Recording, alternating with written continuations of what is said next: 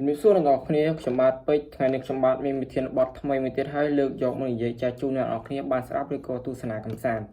ហើយវិធានបទថ្ងៃនេះផងដែរដែលមានចំណងជើងថា Annabelle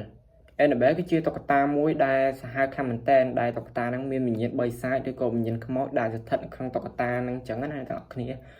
ហើយរយៈក្រោយហ្នឹងខ្ញុំបានលើព័ត៌មានថាតុក្កតា Annabelle បានបាត់ខ្លួនបើតាម Admin Lauren គាត់បាននិយាយនិងបានប្រាប់ថាត្រូវបានដាក់បំរាមហើយថាមិនត្រូវរើឬក៏ផ្លាស់ប្ដូរទីតាំងតុក្កតា Annabelle ហ្នឹងឯងបើយើងនិយាយអំពីតុក្កតាហ្នឹងវិញពេលដែល Admin Lauren យកតុក្កតាហ្នឹងទៅទុកនៅក្នុងផ្ទះរបស់ពួកគាត់ហ្នឹងAdmin Lauren គាត់បានយកតុក្កតាហ្នឹងទៅដាក់ក្នុងទូកញ្ចក់មួយហើយហាមមិនឲ្យគេប៉ះទូហ្នឹងឬក៏ប៉ះពាល់ផ្ទាល់ជាមួយនឹងតុក្កតា Annabelle ហ្នឹងឯងហើយក៏មិនឲ្យផ្លាស់ប្ដូរទីតាំងតុក្កតា Annabelle ហ្នឹងដែរតែថ្មីនេះនៅក្នុងខែ5ហ្នឹងតុក្កតា Annabelle បានបាត់ខ្លួនបន្ទាប់ពី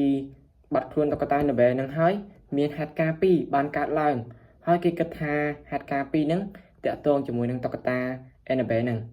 ហើយហេតុការណ៍ទី1ហ្នឹងគឺជាការបាត់ខ្លួនរបស់អ្នកទោសចំនួន10នាក់ហើយហេតុការណ៍ទី2ហ្នឹងគឺជាការឆេះកន្លែងនេះហើយគេសង្ស័យថារឿងនេះតាក់ទងជាមួយនឹងតុក្កតា Annabelle ហ្នឹង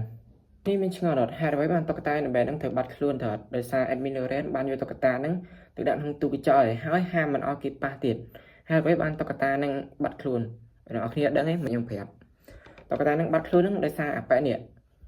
អាប៉ែហ្នឹងគឺជាកូនប្រសាររបស់ Admin Lauren គាត់បានមកពីប្រទេសអូស្ត្រាលីហើយបានមកដល់ផ្ទះហ្នឹងគឺអត់បានឃើញ Admin Lauren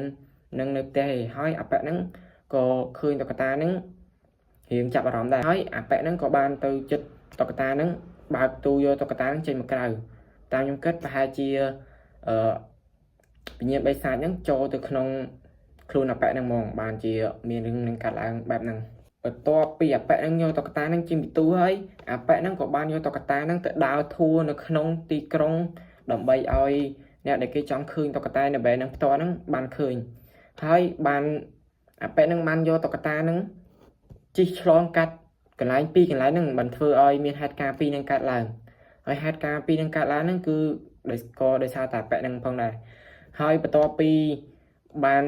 ឆ្លងកាត់កន្លែងពីរហ្នឹងរួចមកហើយអាប៉ែហ្នឹងក៏បានបើកឡានជ្រុលចង្កូតមកទៅបុកដើមឈើធ្វើឲ្យអាប៉ែហ្នឹងស្លាប់មួយទៀតតើអ្នកនរគ្នាយល់យ៉ាងណាទៅលើហេតុការណ៍ទាំងអស់នេះតើហេតុការណ៍ទាំងអស់នេះវាបណ្ដាលមកពីតុក្កតា Annabelle ឬក៏បញ្ហាបច្ចេកទេសណាមួយតាមខ្ញុំអត់ទាន់ហ៊ានសន្មតទេខ្ញុំ50 ចឹងអ្នកនរគ្នាយល់យ៉ាងណាដែរកុំភ្លេចនៅ comment នៅក្នុងវីដេអូនេះម្នាក់មួយផងហើយចុងក្រោយសូមពឹងអ្នកនរគ្នាមួយកុំភ្លេចចុច subscribe និងសញ្ញាកណ្ដឹងដើម្បីទទួលបានវីដេអូថ្មីៗរាល់ពេលដែលខ្ញុំអាប់ឡូតម្ដងខ្ញុំបាទពេជ្រសូមជម្រាបលាអ្នកទាំងអស់គ្នាបាយបាយ